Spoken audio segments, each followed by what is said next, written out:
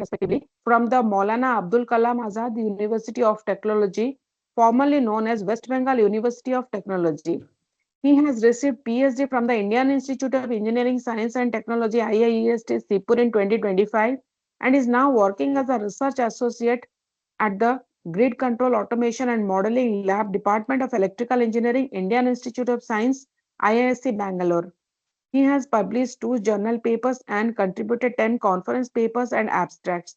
He had received Travel Grant Award from GAA BESU in 2024 for attending IFAC ACNDC conference at Imperial College London. He is an associate member of the Indian Institution of Engineers, India. His areas of research interest are in nonlinear control and dynamics of power electronic systems, stability analysis of switching systems, time delay, chaos control, and parallel simulation of large-scale systems. With this introduction, I request Dr. Aranya Bandyopadhyay sir to address the participants. Over to you, sir. Kindly address the Okay. participants. Thank you very much for the gracious introduction, and thank you to Dr. Arnab Ghosh for inviting me and for honoring me to allow me to present this talk. So, without any delay, let us begin.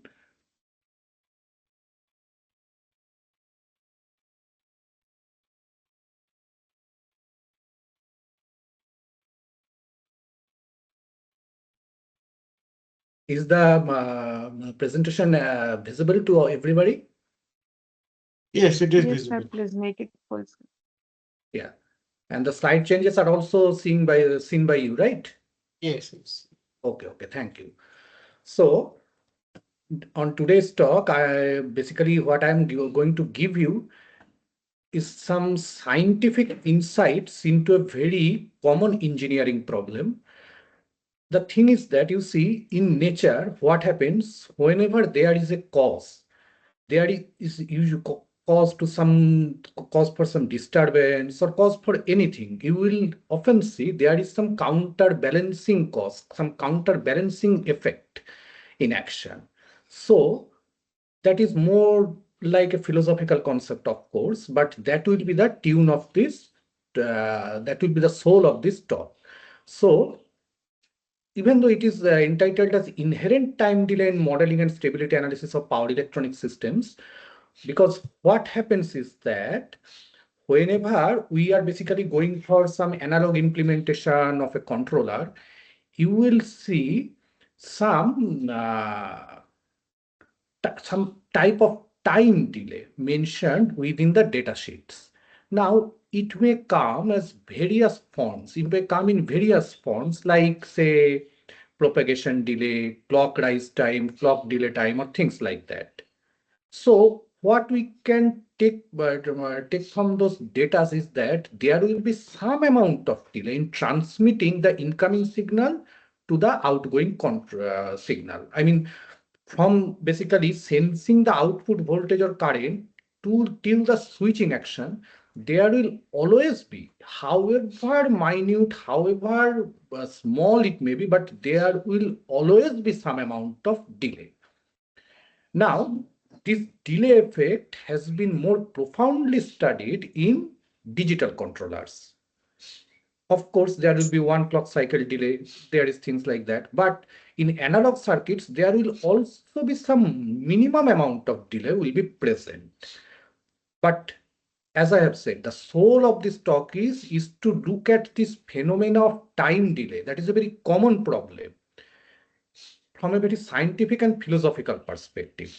And for that, of course, I will take help of some mathematics, but do not be bothered about the intricacies and details of these mathematical terminologies and stuffs, because what I want to derive from this talk is some takeaway message, some common and general scientific takeaway message, which is devoid of any mathematical details. But to reach that goal, of course, some mathematics has to be taken accounted into. Sorry. Now, how do we take into account the effect of time delay? You see, mathematically speaking, time delay is an infinite dimensional transfer function, right? So it is often expressed through a rational function approximation. But if you even consult the books of Ogata or any other books, BC Kuo, you will see that usually it says that usually first order approximation is more or less justified, at least for engineering applications. Okay, so let us begin by taking this very simple case of very simplified rational transfer function, first order rational transfer function. Of course, it is an approximation of the infinite dimensional time delay that is always present within the controller circuit. We began basically we had begun our study by asking some questions. You see, in science, in engineering, you always have to ask some questions. And the questions have to be some, I mean, it has to hold some practical values. It also should hold some scientific and philosophical values as well. But we had basically asked a very particular question. We had started this work. Work often starts by asking some particular question. Then we can go on to proceed to arrive at some larger or greater decision, solution, explanation, whatever you may call it. So we had initially asked, what are the types of delay-induced instability beyond which instability sets in an inverter? And how does the time delay affect the stability boundaries in control and power circuit parameter spaces, even if it is within the critical delay threshold? Now, inverter is an interesting topology. You see, it is a very common topology you all have studied during your BTech curriculum. But if we want to take a look at inverter from a dynamics perspective, the way, I mean, a mathematician or a scientist, of course, engineers are by nature, I would think they are applied scientists.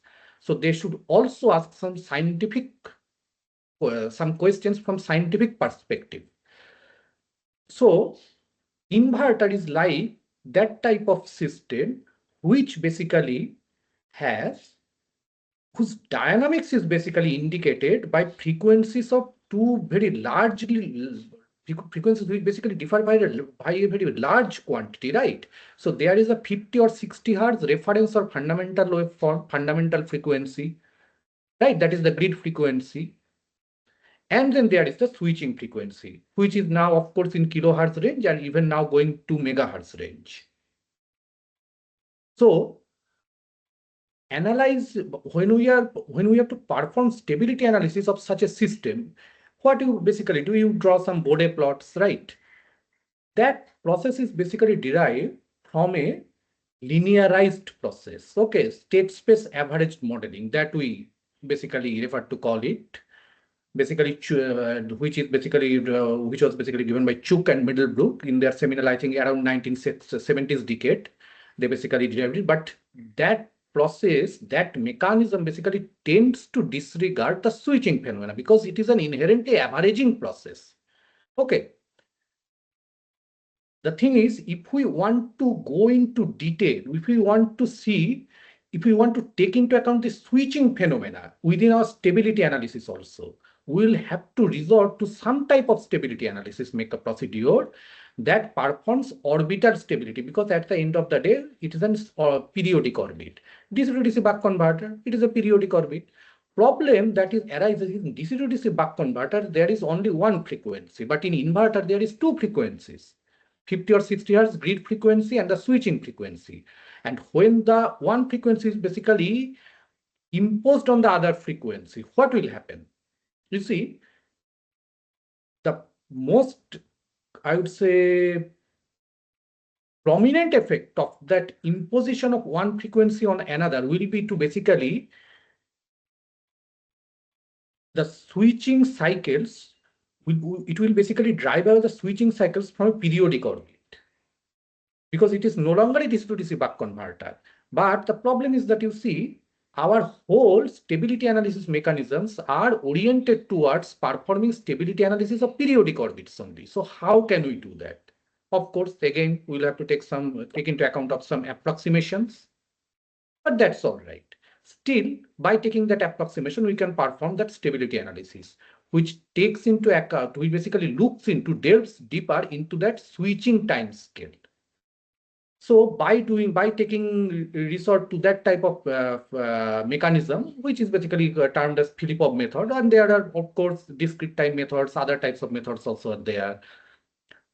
What we did found was that time delay basically introduced a Hop bifurcation, which is I mean, for those who are not familiar with the term, it is basically a slow scale type of instability, which basically manifests at least below 1/10 of the switching frequency. So if your switching frequency is 20,000 hertz, you will often see a slow moving cycle at manifesting at say 700 hertz or 800 hertz or 1 kilohertz. That is the classic and signature occurrence of Hop bifurcation.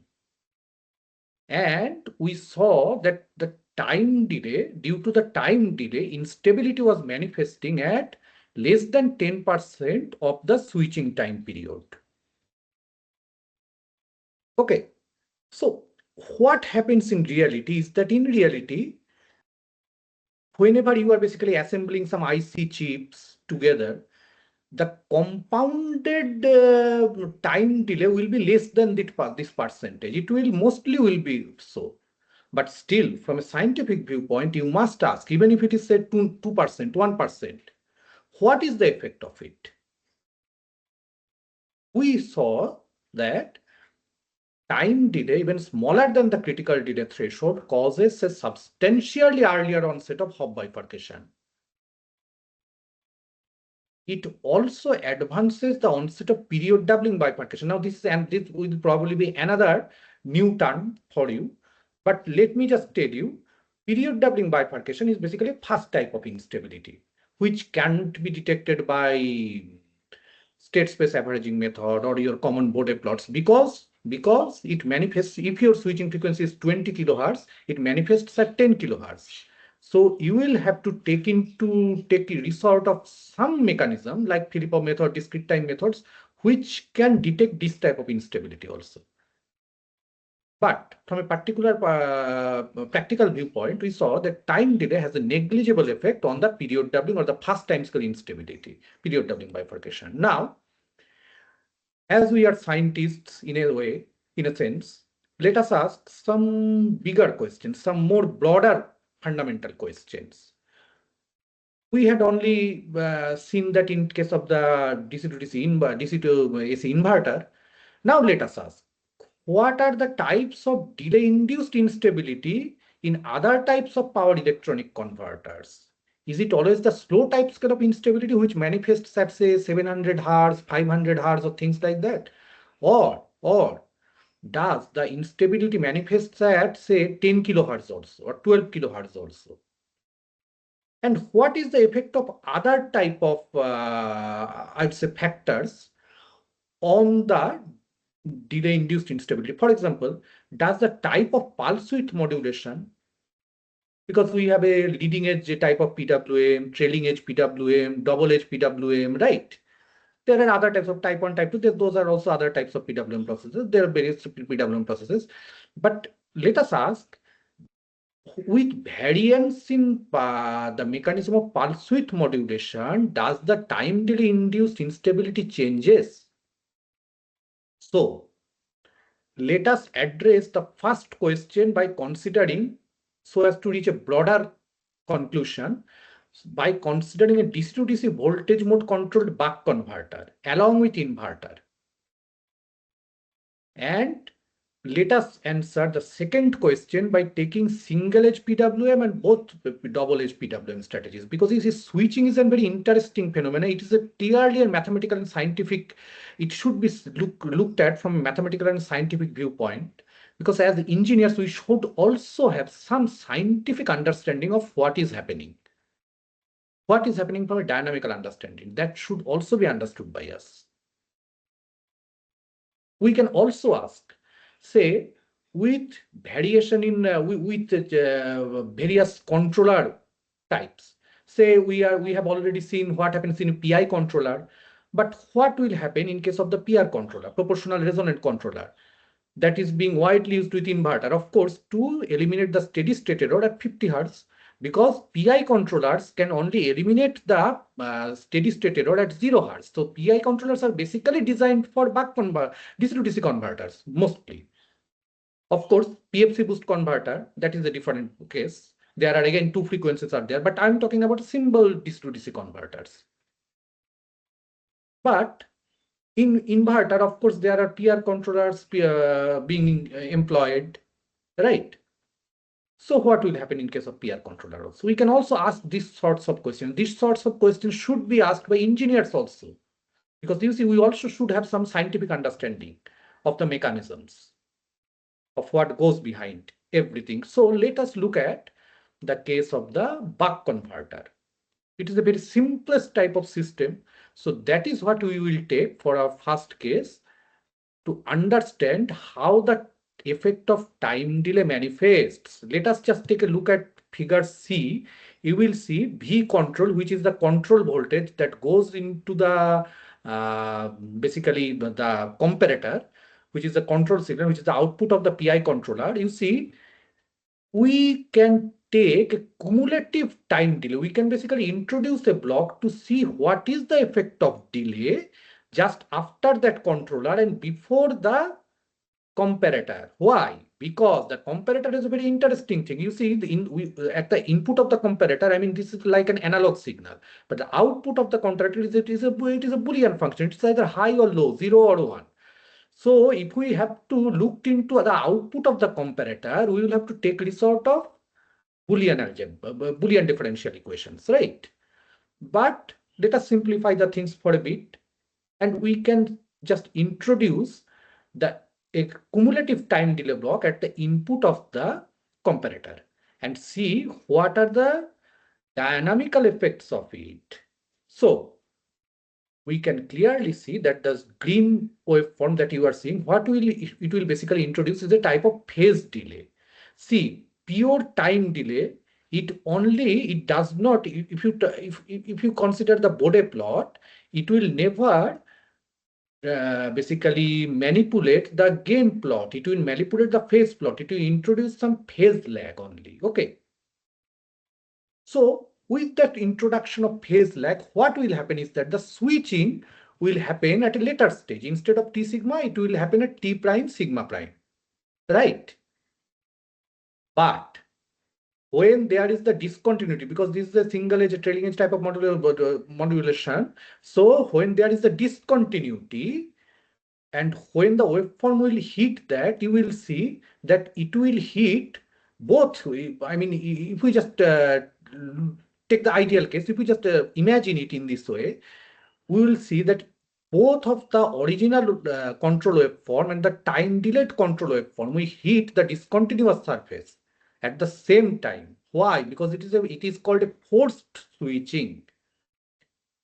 It is a forced switching because it forces the parter trajectory as well as the original trajectory. Because what happens in stability analysis, because we basically study how the perturbation introduced evolves, right?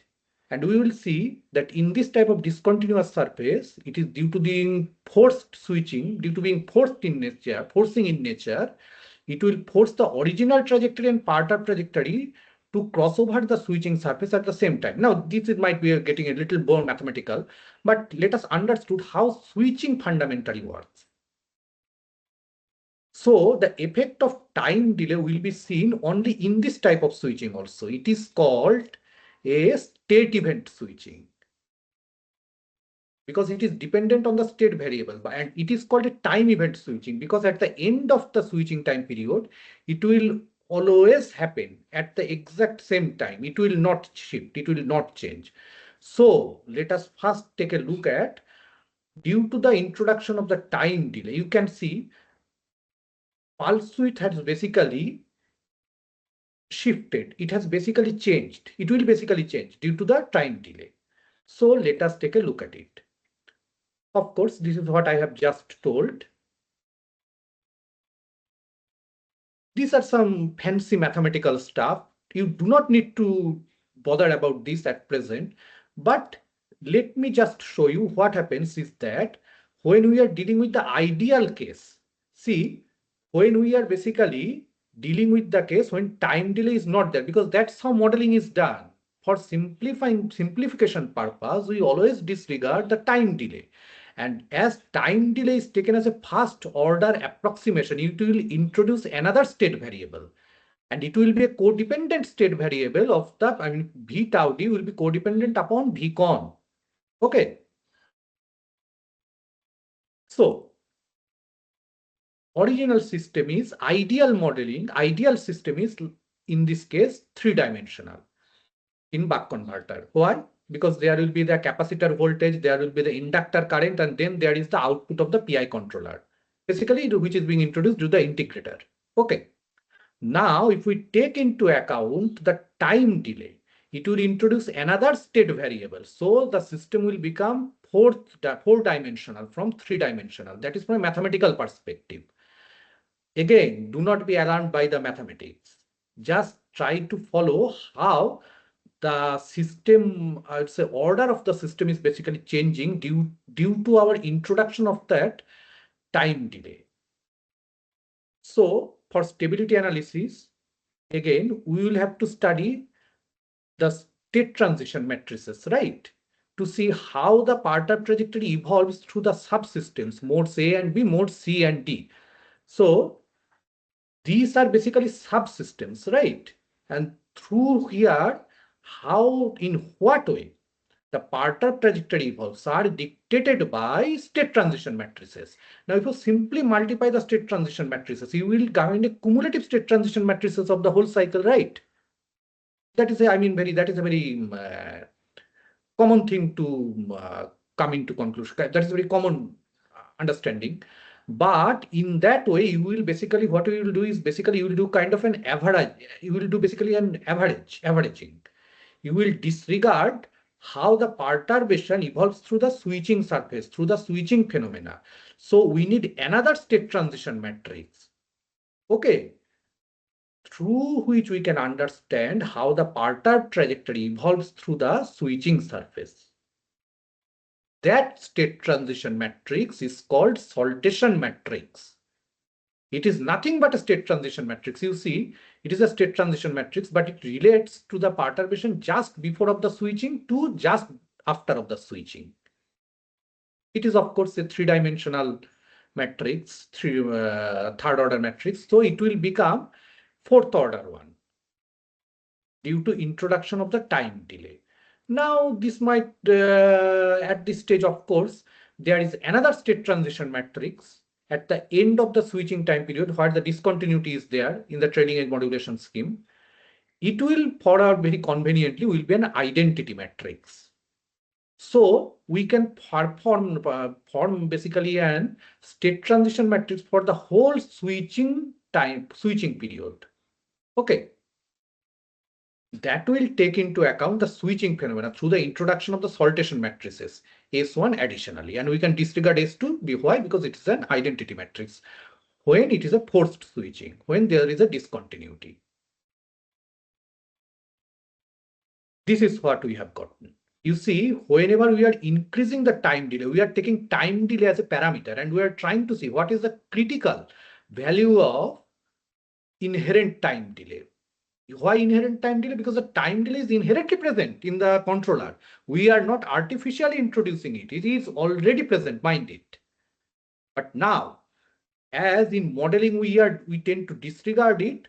We are basically introducing a cumulative time delay and see at which value of the time delay instability manifests. And what is the type of instability? That can also be predicted by our method, the method that has been taken into consideration while performing the stability analysis, which is the Filipov's method. And we will see that period doubling, or which is the fast scale instability. Again, I should remind you that what is fast scale instability? It is the type of instability that manifests at half of the switching times, half of the switching frequency. So a switching frequency is 10 kilohertz, then period doubling bifurcation or period doubling instability or fast scale instability. This all means the same thing. All of this means the same thing. They will all manifest at 5 kilohertz.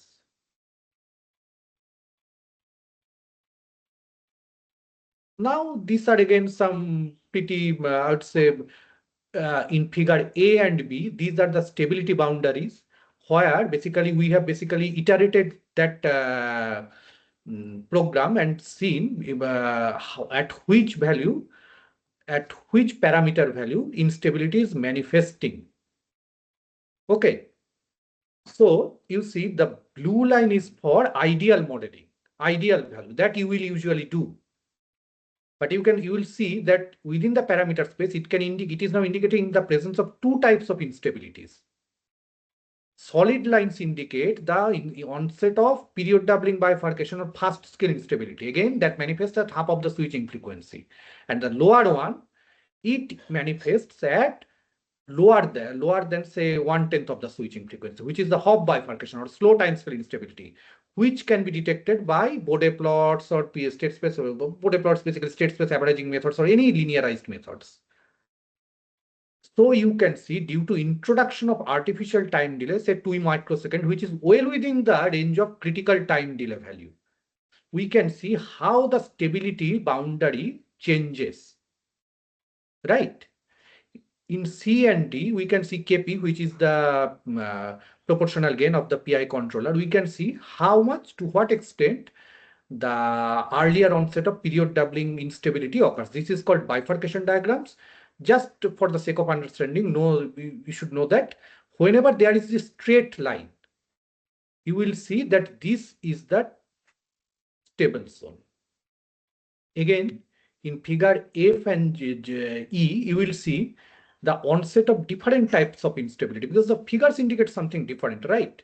Again, in figure F, it is a period 1 to period 2 fast scale instability, which manifests at, again, if your switching frequency is 10 kilohertz, it manifests at 5 kilohertz. And in figure E, this is the type of instability that can be detected by linearized methods also. So, depending on what is your operating region in parameter space, the operating region at which you will set the basically at which the buck DC-DC converter will be set to operating. You will see if that changes, then different types of instability may manifest, different mechanisms of instability may manifest. This understanding you wouldn't be able to get from a linearized method. These are some fancy looking bifurcation diagrams. Again, whenever there is a single line, it says stable zone, and anything other than single line, the straight line, that is unstable zone. So you will see, due to inherent time delay, always instability is manifesting at an earlier stage. Now, by hunch, you know that time delay is a very bad thing. It always brings forth, it basically brings forth the earlier occurrence of instability. So this basically goes with your fundamental understanding of time delay is a very bad thing. Okay, time delay is a bad thing. That we are also seeing from a mathematical perspective, rigorous mathematical perspective, I must say also. Now take a look at what happens when instead of a single edge modulation, we are dealing with a double edge modulation. So instead of a sawtooth waveform, now the carrier waveform will be triangular shaped. So we will have to define the switching surface. Hypersurface are nothing but an algebraic type of equation, which basically defines the switching surface. Now you see in this case, what will happen is that there will be more or less an equivalent amount of shifting for both the switching phenomena, because in this case, both the switchings are state event switching. There is no forced switching over here now. Now you can visualize by taking a look at figure B and C. You will see, can you see this blue dot in figure B? You will see this is where the forced switching occurs. You will see that it doesn't shift. Okay, it doesn't shift.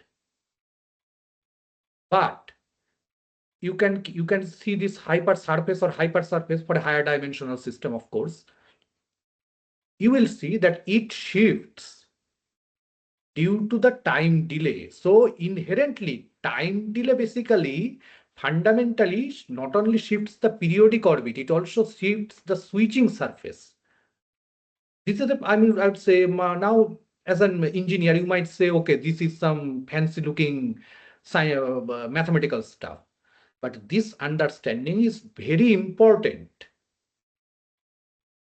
of what happens due to time delay, because time delay is inherently there.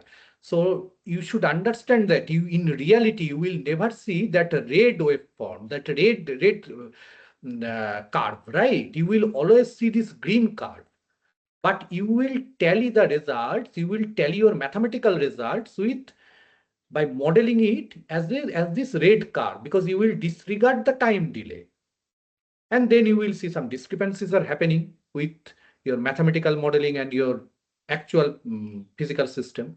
And then you will blindly blame it on parasitics, things like this. But you should understand how each of these fine things, which basically plays in the background, what are their inherent effects? How do they behave? What are the mechanisms of their behavior? And this is how you will see the switching surface. You will only see the green one. Again, I must repeat. This is how you will see it in reality.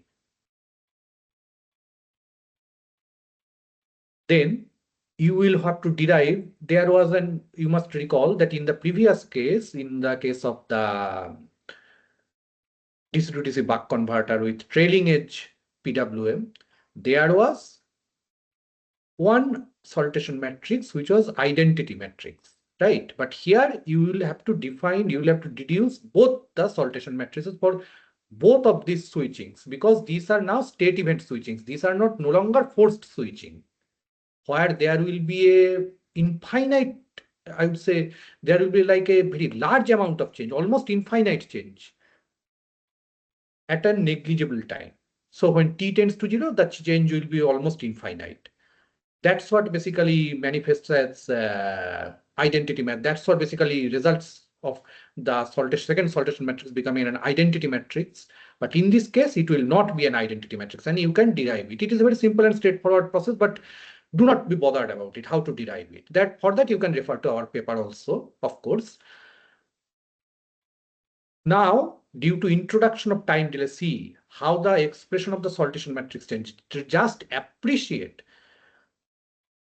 the difference between the ideal case and when we are considering first order approximated time delay, infinite dimensional time delay, but first order approximation of it. And you can see that x4, which is the fourth state variable, that is being introduced due to it.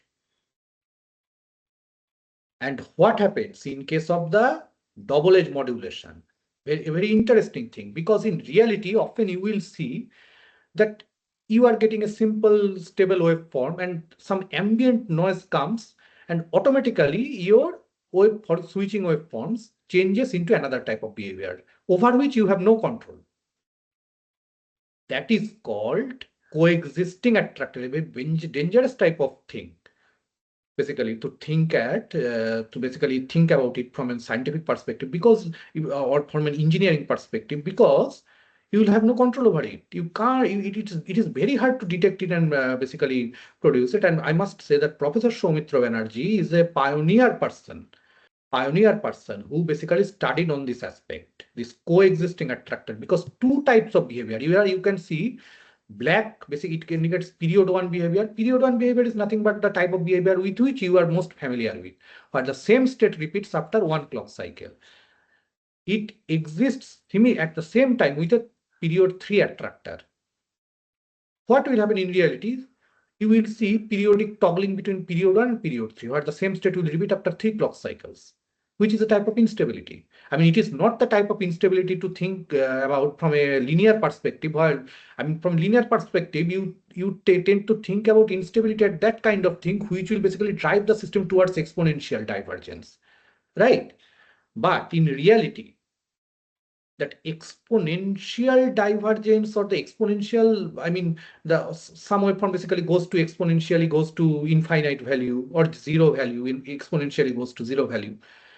That type of instability can be taken care from a linear perspective. But other than that, there are also various types of instabilities that manifests at the switching time scale, that can be detected by discrete time method or Filipov method or things like that. Here you can see, interestingly, for our analysis, even for tau d10, you see in tau d10, we are indicating only stable behavior. But hearing only, by now, you can well understand that instability has manifested. So this is what and very interesting type of phenomena that has been detected in case of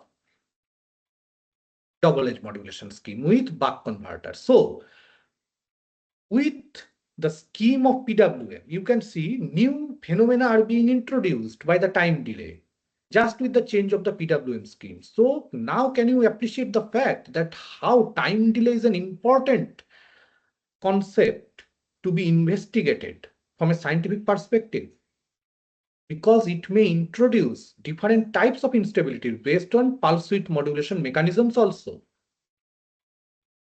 Now let us take a look at the case with which we began our original study. This is a single phase inverter with proportional integral controller. This is a beautiful view from our campus, which is in front of our main building, the building with which, I mean, most people outside of IISc are familiar with.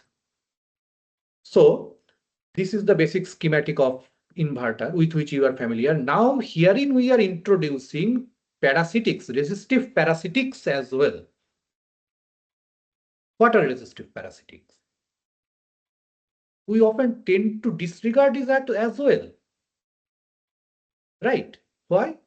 Simply because for simplification of the modeling perspective, more simplification of modeling, the modeling becomes very much cumbersome when we are introducing when we are basically considering the switch turn on resistance, right? So be it MOSFET or even gallium nitride devices that are being introduced in modern times, there will always be some loss associated with it, which has to be taken into account in modeling. There will be some ESR, equivalent series resistance of the capacitor, DC resistance of the inductor. What will happen when we consider that thing also? Because that is also an unwanted thing that we tend to disregard mostly during modeling process. That we'll see at a later stage. But again, let us focus on the time delay, one unwanted thing at a time. So let us focus on time delay only. Again, we are introducing the time delay just before the comparator. The comparator defines the switching surface. You see where basically the modulating waveform hits the carrier waveform. And the system basically toggles from one set of different differential equation to another set of differential equation. Behavior is dictated by one set of differential equations to another set of differential equations. This is some cumbersome mathematical modeling, again, state matrices and vectors. Do not be alarmed by it, but you should know that due to consideration of time delay, again, in this case, dimension of the system is increasing from 3 to 4. Now, this is a very interesting type of stability boundaries, of course, but it goes well with your understanding of how time delay behaves, what is the effect of time delay, because you will see that due to the introduction of time delay, you can see that earlier onset of instability is occurring. That's the thing, I mean, you are well aware of.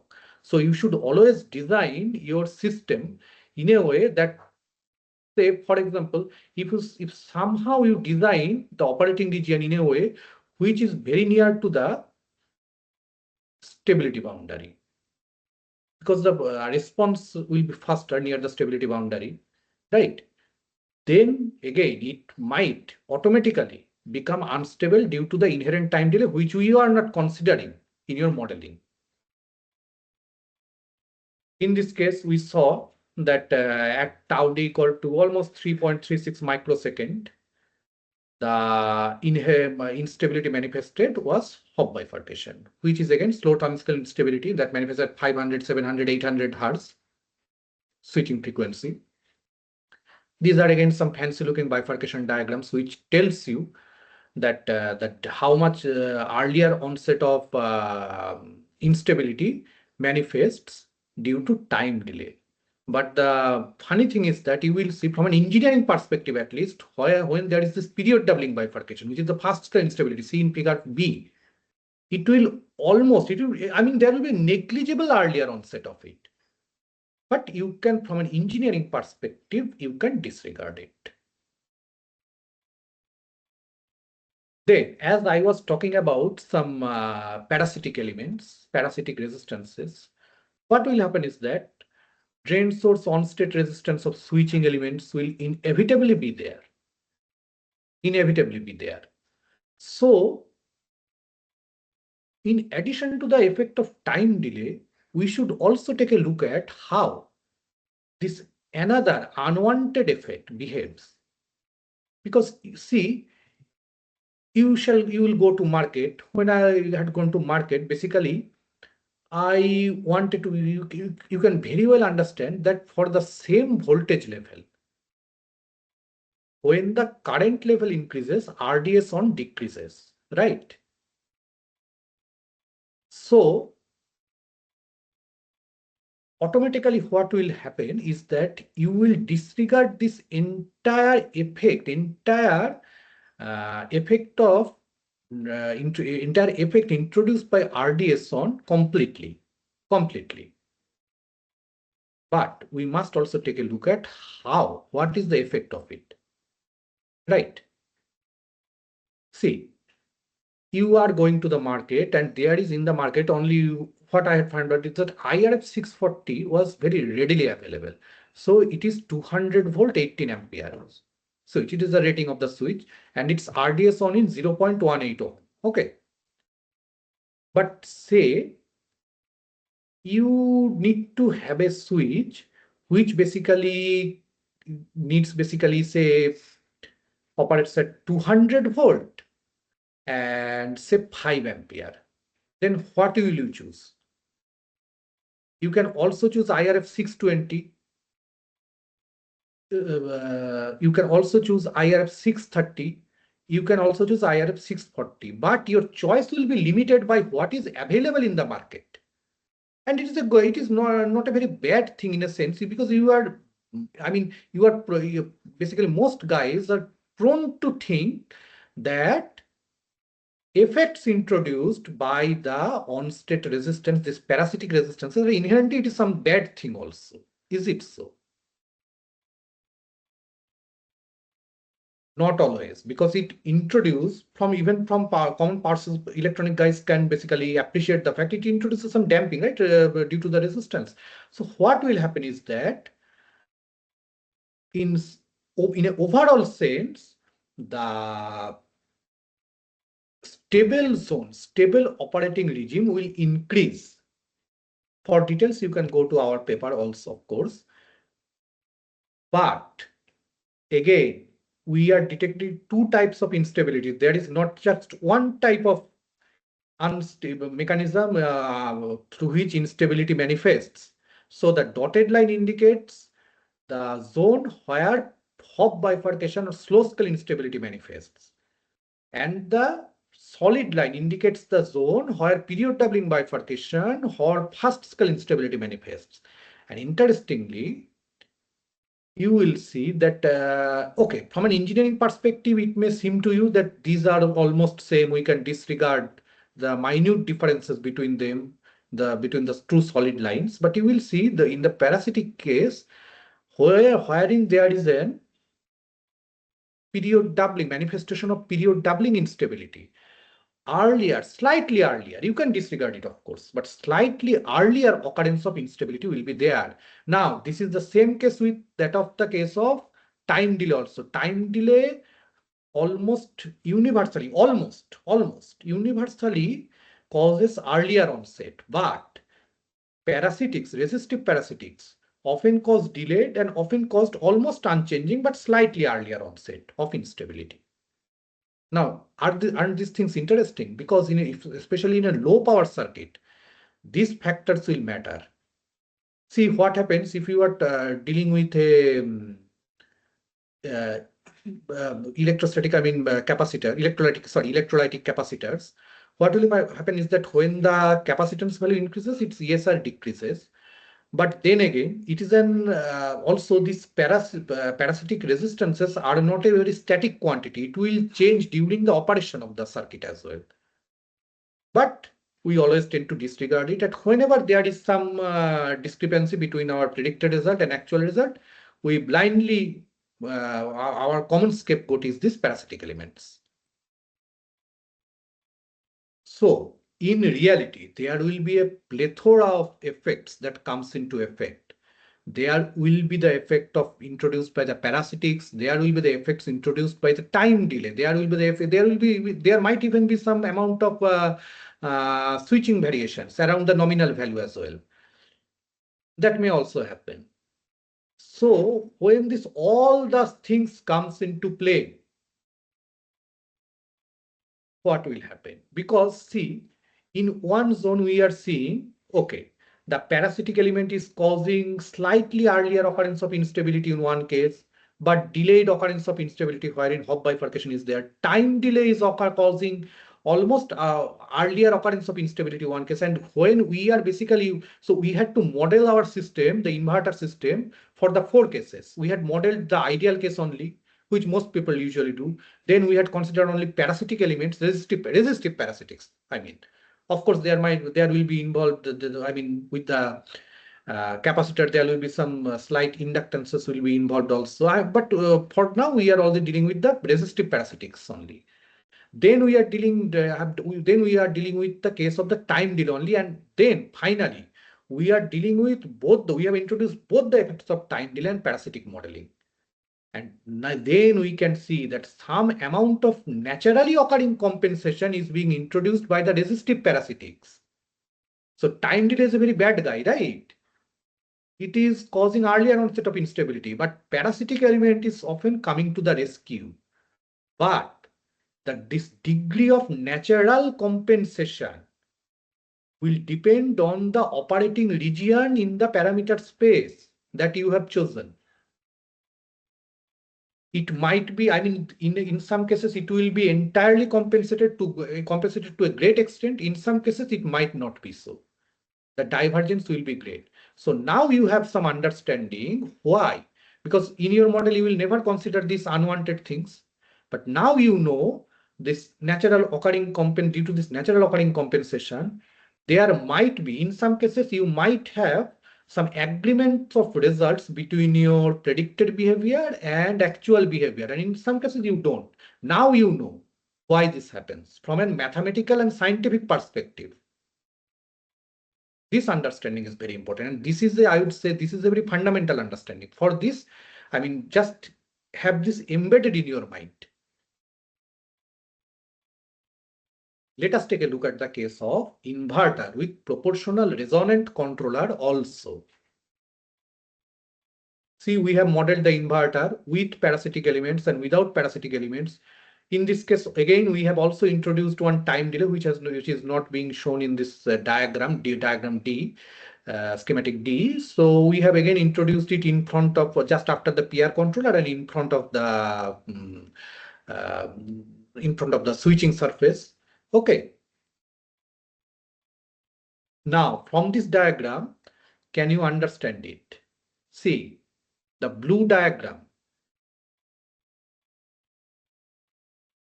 This is the actual diagram which you will model for all practical purposes, because it is devoid of inherent time delay, it is devoid of parasitic elements. And it is a simplified modeling. Why should we go for some fancy looking mathematical stuff? Because let's accept the fact we are all afraid of mathematics in one way or another. But now you can see that how the stability boundaries are shifted in parameter space due to the parasitic elements, and how the stability boundaries are shifted due to the time delay. The green one is due to the time delay only, time delay plus in ideal modeling. I mean, it's no longer ideal modeling, of course. And the blue one is for parasitic modeling only. So you will often see that your results, your basic actual physical behavior often matches with what is being predicted by this blue line. And often it doesn't. Why? Why this discrepancy is there? Because that's how the game is being played. That's how the unwanted little things that you disregard, that's how the game is played in the background. These are some experimental results through which we have, this is a simple buck converter and its controller. some implementation. I mean, this is the simplest type of controller. So in this, with increase in time delay, we saw that, of course, period doubling manifested, and we basically modeled, okay, one important thing is there. That is how we modeled the inherent time delay as an all pass filter, because you see, it will not be a low pass filter or high pass filter, because low pass filter, it will not be high pass filter in any way, but low pass filters basically manipulates the gain plot of Bode plot also. We need to have some modeling which can only manipulate, which basically have some effect on the phase curve only, not on the gain curve. So that's why it should be the cumulative time delay. If we want to model it, it should be modeled as an all-pass filter. And then the time delay can be set as a factor of the RC constant. That's how we introduce the time delay, and as an effect of this, we saw some period doubling bifurcation. Also, we saw slight earlier on, slight, I mean, it is an indication of Hopf bifurcation. Now, after going through all these, you might be inclined to ask a very fundamental question. So far, we have modeled the time delay as a first order approximation. Now you might ask, is the first order Faraday approximation accurate enough to capture the real dynamics, or whatever we have seen? It is just some, I mean, it is just a figment of our imagination, or it is just some fancy mathematical play that we have played. So from a mathematical perspective, we will have to deal with this question also, because if you want to introduce the effect of time delay into your modeling, and if the first order approximation fails to capture the dynamics, then okay, we are in trouble, because then we will have to go for higher order implementation of it. So we put this case into rest by treating the case of second order rational approximation also. This is now due to the inclusion of this, the order of the system will be increased by 2 instead of 1, because it is a second order transfer function, right? Now let us see what is the divergence between the first order case and second order case, so that we can answer this very fundamental question. See, we are basically answering fundamental scientific questions that is very much prevalent into power electronics domain. So let us answer this question by, these are some mathematical modeling. You can see now, instead of 1 or increasing the order by 1, the order of the matrix has increased by 2, and this is how the complicacy again increases. So you can well imagine what will happen when we go for third order approximation, fourth order approximation. And in reality, let me tell you, even I couldn't run a fourth order approximation in my system, because what will happen, the matrix will become a sparse matrix. The matrix will often become a non-invertible matrix. And there will be some computational difficulty when you go for higher order approximation. But let us take a look at first order and second order approximation and see in what way they are diverging. Again, this is basically the fundamental solution matrices or state transition matrices that has been constructed. Now we are seeing that instead of the first order approximated delay, which predicted in onset of instability at tau d equal to 5.0884 microsecond, now the second order, due to consideration of the second order rational approximation, the instability is manifesting at 5.1029 microsecond. Is it a very great deal of divergence? Not so. Not so. The divergence is only like 0.2850%.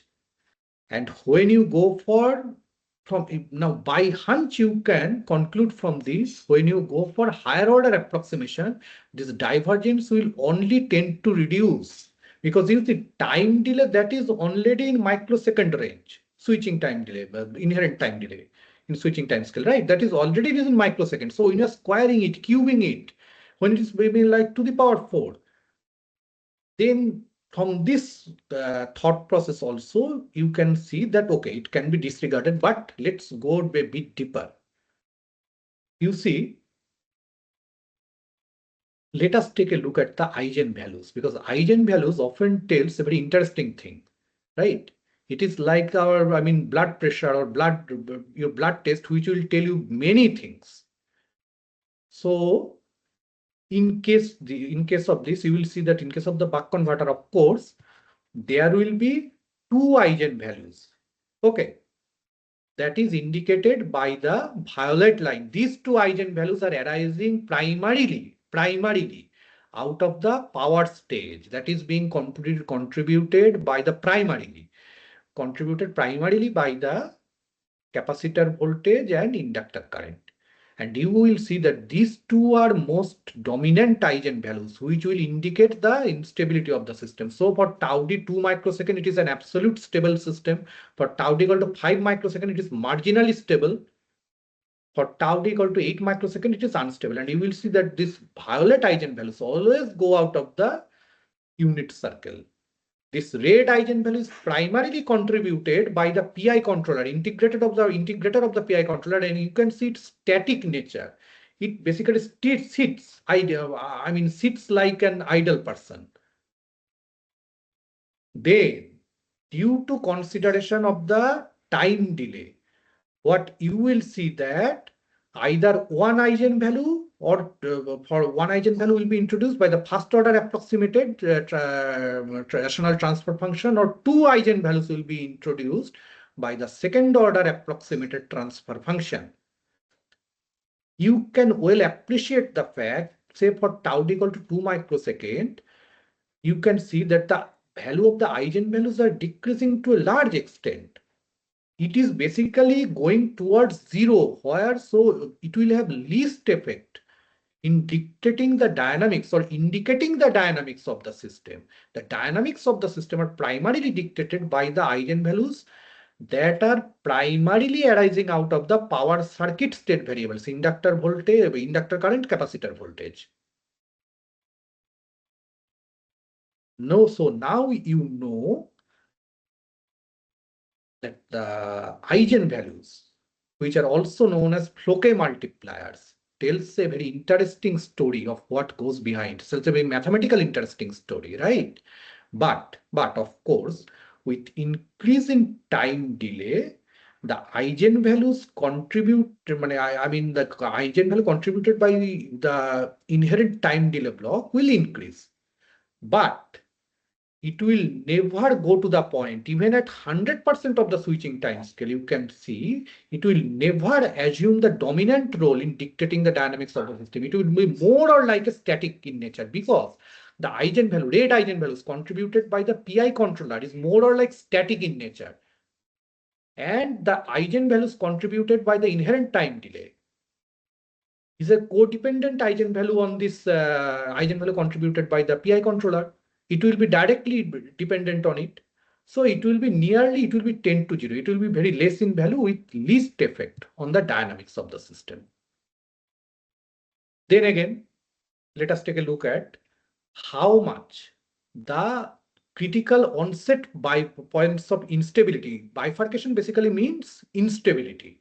Bifurcation points mean points at which instability manifests. You can see for R1, that is the first order approximation, or for R2, the values are more or less similar. The divergence is very little.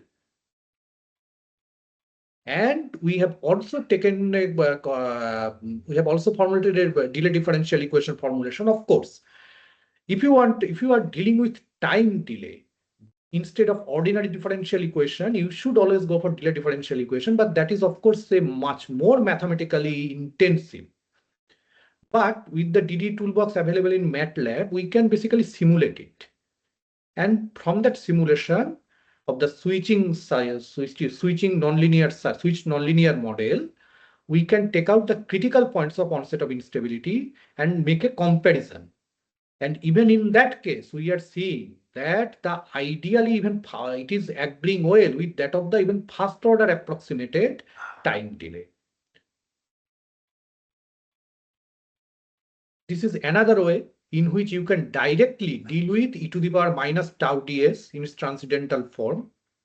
That is a linear process. Of course, you can plot the Bode plot also. And in these cases, you will see that when we are dealing with exact pure time delay to the power minus tau ds in its exact form in the linearized case, linearized sense, it is agreeing well to even first order approximation. Slight differences are there, but the grain crossover frequency and phase crossover frequency are appearing at appearing mostly at the same level. I mean, there is a negligible divergence between them.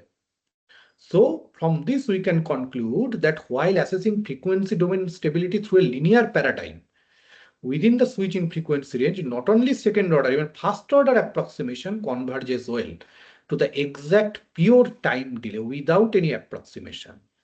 Now, you know, if you want to deal with the effect of time delay into your modeling, you can take shelter of that first order approximated time delay, first order approximation, which is very simple to handle. That thing we have now proved scientifically, mathematically. So that now you can take into account the effect of time delay. What are the takeaway messages? You see, in nature, what happens is that there is always some varying degree of compensation for everything. Whenever one thing is happening in one direction, you will always see something happening in other direction. It will happen in nature, it will happen in cybernetic system. And the interesting thing is that you see the controllers, the power electronic systems that has been built by us. We are also a part of nature, but we tend to take the systems that we have built for the last 100 years as some object only. But now you know that the effect of nature, the very basic thing that goes in nature, which is the compensation of any effect with an opposing effect of it, has crept into the systems that we have built with our own hands and our own mind. You see, the inherent time delay control circuit mostly aggravates stability, right? Through various mechanisms.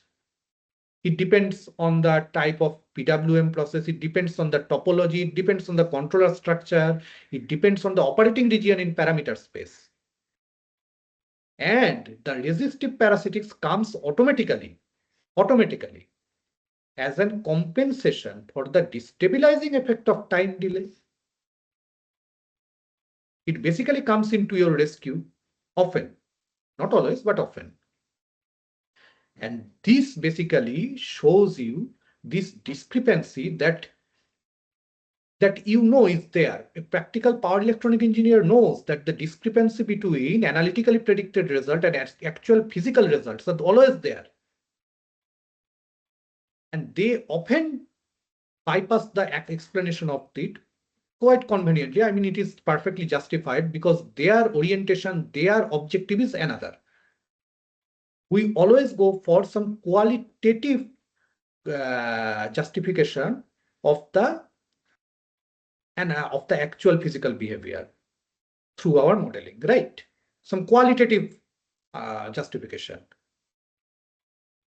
But the discrepancy between analytically predicted results and actual physical results is caused by a complex and intricate chain of opposing and in unison stability inducing behavior. And this game basically goes behind in a beautiful fashion. The discrepancy between analytical and actual results has been explained with mathematical rigor. We have done all those mathematics. You don't need to bother about the mathematics now, but you take away some very fundamental message from this mathematics that we have derived. It will ultimately aid in your design process, ensuring a stable period on operation. It will provide, most importantly, as an engineer, we must have scientific insights into how small things that works behind the curtain often work together or against each other to produce the final outcome. Often they are compensating each other. Often they are not able to compensate each other. Often they are aggravating each other. Now you know what happens behind the curtain.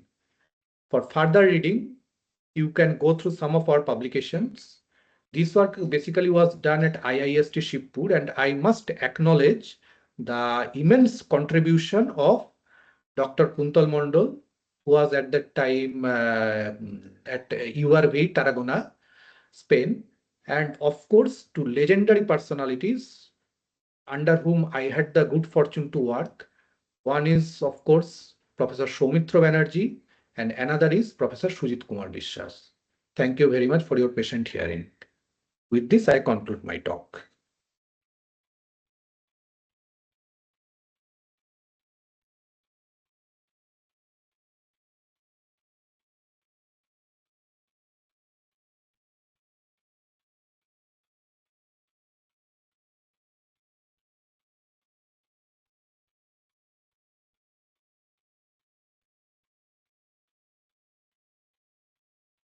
Arnav, if you are there, then you can now take over. Yes, here. I'm here only. So is there any queries? So we're waiting for something.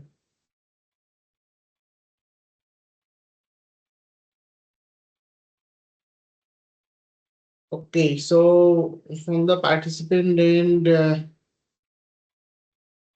till now, no. Yeah.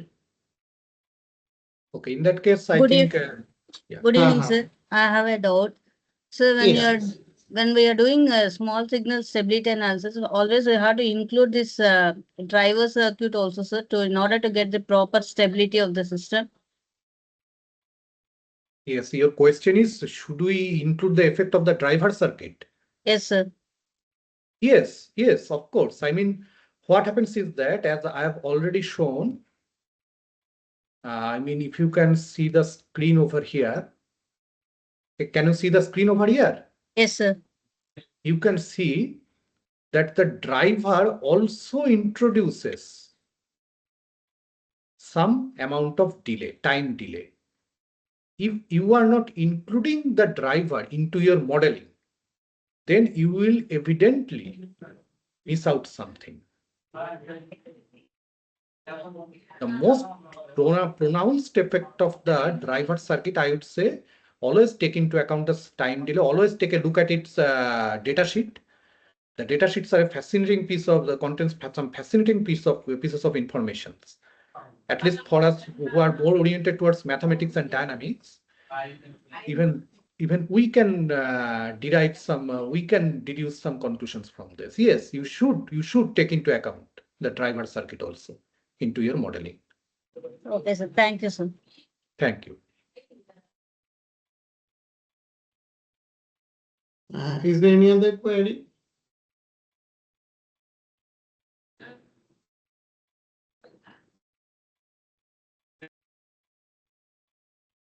Okay, so I think there is no other query.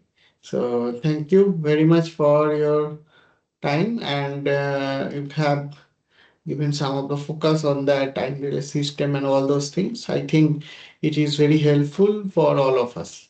Okay. Thank you. Thank you you. for providing me this opportunity, and I am honored I'm honored by your invitation. Thank you very much. Thank you.